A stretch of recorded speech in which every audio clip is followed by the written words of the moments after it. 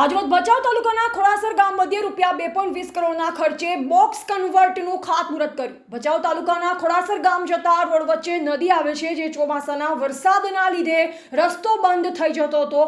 ખોડાસર ગ્રામ સંપર્ક વિહોણું બની જતું, જે ગ્રામજનોએ રાપર ધારાસભ્ય વિરેન્દ્રસિંહ જાડેજા, જિલ્લા પંચાયત સદસ્ય અને તાલુકા પંચાયત સદસ્યોને વારંવાર રજૂઆત કરતા અંતે આ રજૂઆત મહેનતથી 2.20 કરોડ સરકાર તરફથી બજેટ પાસ કરવામાં આવ્યું। ત્યાં બોક્સ કન્વર્ટ બનાવવા માટે આજે ખાતમુહૂર્ત કરવામાં આવ્યું। આ ખાતમુહૂર્તમાં રાપર ધારાસભ્ય વિરેન્દ્રસિંહ જાડેજા તથા તાલુકા અને જિલ્લાના ચૂંટાયેલા પ્રતિનિધિ, ભારતીય જનતા પાર્ટીના પદાધિકારીઓ અને ગ્રામ લોકો ઉપસ્થિત રહ્યા। ખાતમુહૂર્ત પછી હરિભા ગઢવી, ભચાઉ તાલુકા સદસ્યએ રાપર ધારાસભ્ય વિરેન્દ્રસિંહ જાડેજાનો આભાર માની આભાર વ્યક્ત કર્યો। Reporter DK Solanki, Gandhidham.